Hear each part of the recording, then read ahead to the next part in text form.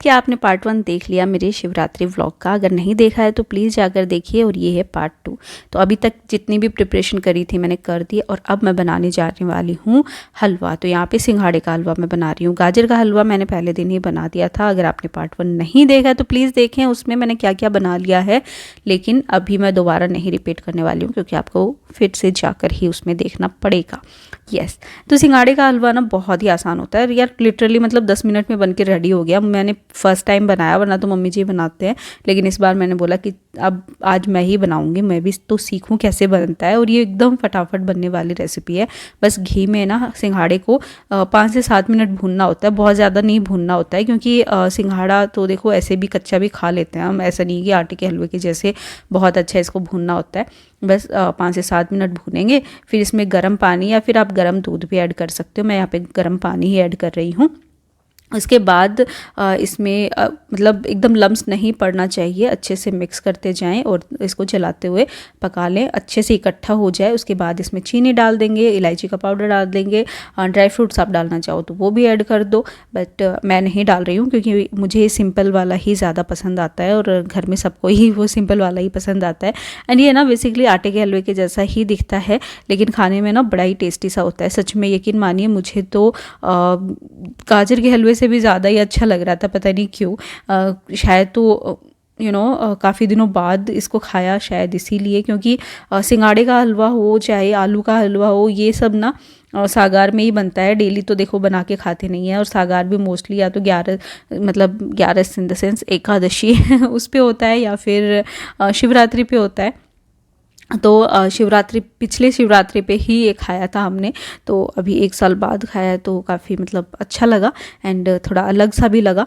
और मैंने बनाया था तो ऑब्वियस सी बात है मुझे तो अच्छा लगेगा ही लेकिन सच में अच्छा था। और इसमें ना घी बहुत अच्छे से डालना पड़ता है, अदरवाइज़ वो फिर उतना अच्छा टेस्ट नहीं आता।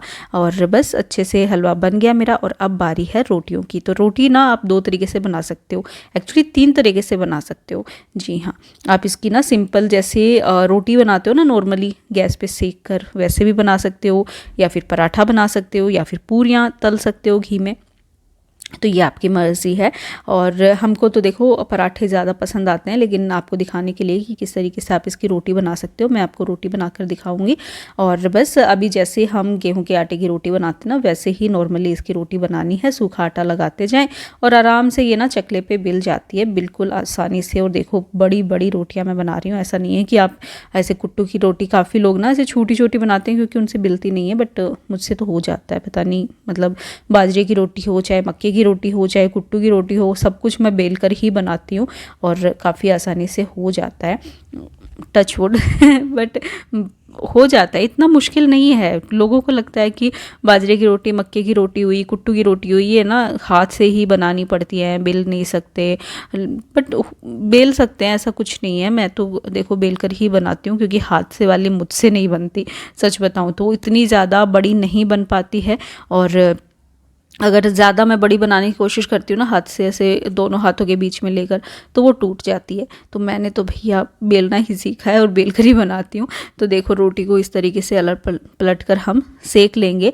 बट एक चीज़ है, अगर आप घी में इसको सिकाई करते हो लाइक पराठे के जैसे, या फिर आप पूरी के जैसे इसको फ्राई करते हो, तो इसका टेस्ट ना एकदम आलू की जो टिकिया होती है ना, वैसा सा टेस्ट आता है। और हमको वैसा टेस्ट वाली ही रोटियां पसंद आती है, इसलिए सारे फिर मैंने ना पराठे ही बनाए। पहली रोटी मैंने आपको बनाकर दिखाई कि आप इस तरीके से अगर घी लगाकर नहीं बनाना चाहते हो, क्योंकि काफ़ी लोगों को घी सूट नहीं करता है, अगर हाई बीपी है या फिर बहुत ज़्यादा शुगर है, लाइक कोलेस्ट्रॉल, ये सब प्रॉब्लम है, तो आप घी अवॉइड करना चाहते हो तो आप इस तरीके से सेक कर बना सकते हो। एंड हमको तो घी वाली पसंद आती है, इसलिए हम लोग खूब सारा घी लगाकर और उसी तरीके से पराठे के जैसे बनाते हैं। बाकी आप घी में फ्राई करके भी बना सकते हो। बस फटाफट मेरी रोटियां भी यहाँ पे बन रही हैं। और फिर पतिदेव ने बोला कि चलो अब भूख लग गई है, जल्दी से बना दे दो मुझे, क्या बनाया। तो 1 बज गया था, तो बस फटाफट से फिर मैंने यहाँ पे पहले तो जो पहली रोटी बनाई थी हलवे के साथ, उसको ना भोग लगाया भगवान जी को। गाजर के हलवे का पहले ही भोग लगा दिया था, लेकिन अभी दोबारा क्योंकि नया हलवा बना है, रोटियां बनी हैं, तो उसका भी भोग लगा दिया। और अग्नि को भोग लगाना मतलब सब देवताओं को भोग लग जाता है। तो अग्नि को भोग लगा दिया और अब हमारे भोग की तैयारी है, तो इसलिए थाली हमारी यहाँ पे सजने लगी है। आप देख सकते हो 2 हलवे, साथ में रायता, बथुए का रायता, ये है हरे धनी की चटनी जो कि बहुत ही अच्छी लगती है इन रोटियों के साथ। ये है आलू का चोखा और ये भी इतना चटपटा बना था ना, मतलब अभी भी मुंह में पानी आ रहा है। साथ में ये फलाहारी नमकीन है, इसमें गोंद, पीनट्स हैं, साथ में आलू की चिप्स का लच्छे बने हुए हैं। एंड ये लीजिए हमारी थाली बिल्कुल रेडी है। इसमें 2 तरह की चिप्स भी थी जो कि मैं पहले नहीं डाली थी मैंने, इसलिए मैं शूट करना भूल गई। बाद में मैं देकर आई थी पतिदेव को, और वो भी फलाहारी चिप्स थी। तो ये लीजिए हमारी थाली, और ये मेरी थाली जो कि इधर उधर हो रही है, बट कोई नहीं होता है ना, आदमियों को तो हम बड़ा ही सजा कर देते हैं और खुद बस ऐसे ही डाल कर ले आते हैं। तो ये पहला जो निवाला है वो भगवान को, ये लीजिए भगवान जी को हमने चढ़ा दिया, मतलब अर्घ निकालते हैं हम लोग।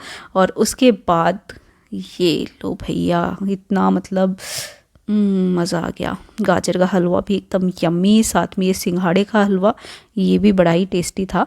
एंड अब बारी आई मेरी कुट्टू की, रोटियों की, पराठों की, और इसको आलू की भुजी साथ में चटनी एंड रायते के साथ, ओह हो मज़ा आ गया खाकर।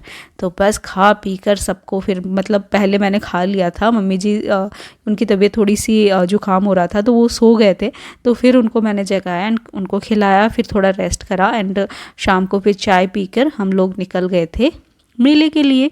और शिवरात्रि का मेला जो है वो शिव जी के मंदिर में लगा हुआ था, तो बच्चों को ले जाना तो ज़रूरी हो जाता है, क्योंकि हर साल वो जाते हैं तो उनको भी बड़ा ही चाव चढ़ा रहता है कि भैया मेले में जाएंगे और झूला झूलेंगे। इस बार ना 2-3 झूले कम ही थे, बड़ा वाला झूला नहीं था, साथ में वो ट्रेन वाला भी नहीं था।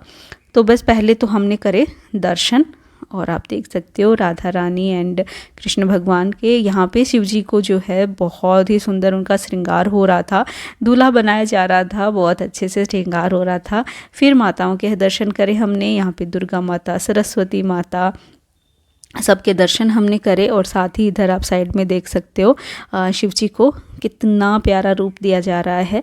और बस फिर हमने सोचा कि चलो पहले हम बच्चों को झूला झूला लेते हैं, इतनी देर में शिव जी जो हैं वो तैयार हो जाएंगे। तो बाहर ना सांप था, मतलब नाग देवता भी थे, तो उनके भी दर्शन हमने करे और फिर बच्चों को झूला झुलाया, जो कि वो खूब इन्जॉय करा बच्चों ने। तो अभी देख सकते हो आप यहाँ पे ज़्यादा झूले तो नहीं थे, फिर भी काफ़ी मतलब इन्जॉय कर रहे थे बच्चे लोग, क्योंकि ये सब बच्चों के लिए ज़्यादा थे, तो बच्चों को भी इंटरेस्ट रहता है इस चीज़ का। और फेस्टिवल्स पे ना मतलब एक रूटीन जो बना रहता है ना, क्योंकि हर साल बच्चे शिवरात्रि पे आते ही आते हैं मेले में, तो उनको भी अब आदत हो चुकी है और शिवरात्रि को वो भी वेट करते रहते हैं अब कि कब झूले पे जाएंगे, झूला झूलेंगे। तो यहाँ पे दोनों बैठ तो गए थे, और इस झूले पे ना बड़ा ही डर लगता है भाई मुझे तो।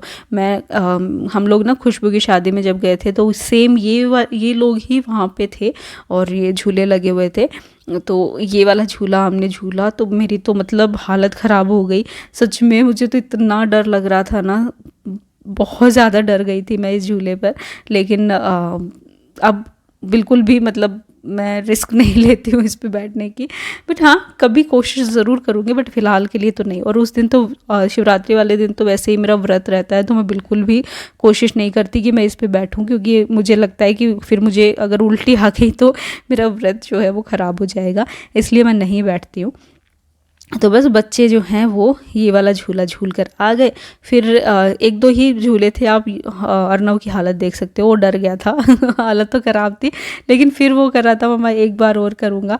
लेकिन मैंने उनको बोला था कि रात में पापा के साथ आएंगे, उनके साथ आओ तब कर लेना, पापा को भी बैठा लेना तो ये बोलकर उनको घर में ले आई थी। बट यहाँ पे ट्रैम्पोलिन पे भी उन्होंने जंप करा एंड काफ़ी मज़े करे। अनवी आ नहीं रही थी पहले, तो उसके एग्ज़ाम्स हैं, तो लेकिन फिर बाद में उसको भी खूब मज़ा आया। ये वाले झूले पे सिर्फ यशु ने ही झूला, क्योंकि दोनों ही बच्चों की हालत थोड़ी सी ख़राब हो गई थी कि झूल कर। और फिर हमने करे दर्शन।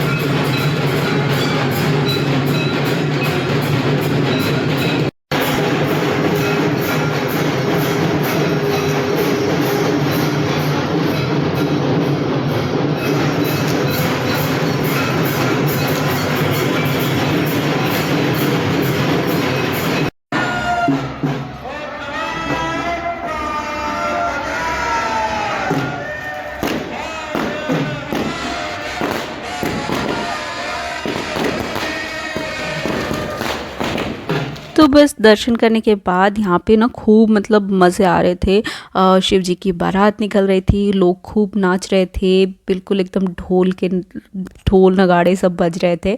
फिर बच्चों ने यहाँ पे ली आइसक्रीम। बहुत ज़्यादा तो इस बार कुछ था नहीं, बाहर गोलगप्पे ज़रूर थे, लेकिन वो मैंने नहीं दिलाए सच कहूँ तो, क्योंकि अब एग्ज़ाम्स हैं और एग्ज़ाम्स में मैं बाहर का बहुत कम ही इनको देती हूँ, स्पेशली अनवी को। उसके बाद शाम को ना मुझे बनाना था साबूदाना, क्योंकि थोड़ा सा ना हल्का फुल्का खिचड़ी टाइप मुझे बनाना था, क्योंकि बहुत हैवी हम लोग खा चुके थे। एंड यस, शिव जी की शादी है तो खाना पीना तो देखो होगा ही होगा। तो बस साबूदाने के लिए यहाँ पे ना मैंने सेम जो आलू का चोखा मैंने सुबह बनाया था ना, वही मैं यहाँ पे यूज़ कर रही हूँ साबूदाना बनाने के लिए, क्योंकि वो बच गया था। एंड दोबारा अगर आलू बॉईल करूँगी या फिर कट करूँगी तो वो वेस्ट जाएगा, तो मैंने सोचा कि चलो यही आलू मैं यूज़ कर लेती हूँ। और ये बहुत ज़्यादा फ्लेवरफुल भी था, इसलिए हमारा साबूदाना भी ना बहुत ज़्यादा टेस्टी बना। साबूदाना आपने अगर फर्स्ट व्लॉग में देखा होगा, मैंने सुबह ही भिगो दिया था। थोड़े से पानी में भिगोने से ना काफ़ी मतलब खिला खिला साबूदाना बन जाता है। तो बस अभी साबूदाना ऐड कर दिया, उसमें काली मिर्च का पाउडर, साथ में सेंधा नमक ऐड करेंगे, साथ ही जो पीनट्स मैंने पहले दिन ही रेडी करके रखे थे वो भी इसमें ऐड कर दिए। अच्छे से मिक्स करा, थोड़ा पकाया, उसके बाद नींबू का रस और हरा धनिया ऐड करके थोड़ा और पकने के लिए छोड़ दिया। एंड देन हमारा खिला साबूदाना जो है वो रेडी हो गया। एंड ये बहुत ही यम्मी बना था सच में, मतलब मज़े आ गए थे खाकर। और इस तरीके से ना आप भी अपने नाश्ते में भी बना सकते हो इसको, या फिर कोई भी फलाहारी जो व्रत होते हैं उनमें आप ये बना सकते हो। नवरात्रे आ रहे हैं, नवरात्रों में भी आप इसे बना सकते हो, बहुत यम्मी लगता है। और काफ़ी लोग बनाते भी हैं साबूदाने की खिचड़ी, हालांकि हम तो व्रत पे ही बनता है हमारे यहाँ, तो ऐसे नाश्ते में वैसे नहीं बना के खाते हम लोग, तो व्रत में ही इंजॉय करते हैं इसको। हल्का सा देखो पानी का छिड़काव करा मैंने और इसे ढककर गैस जो है वो बंद कर दी और थोड़ी देर इसको ढके ही रहने दिया। और इसके बाद हमारी खिली खिली साबूदाने की खिचड़ी जो है वो रेडी हो गई। सबने खाया, सबने एंजॉय करा। उसके बाद बच्चों को लेकर फिर से गए हम लोग मेले में, बट लकीली मेला बंद हो चुका था। लकीली इसलिए क्योंकि मैं नहीं चाहती थी कि वो दोबारा झूलें, क्योंकि फिर रात में तबीयत ख़राब होने का डर रहता है। और यहाँ पे शिव जी की जो श्रृंगार है वो भी निकाला जा रहा था। एंड देन दर्शन करके हम लोग आ गए घर। तो ये था आज का पूरा दिन, जो कि 2 हिस्सों में आपके साथ मैंने शेयर करा है। आई होप आपको पसंद आया होगा। प्लीज़ ज़रूर देखें एंड बताएं मुझे कि आपको ये कैसा लगा। Okay, bye bye.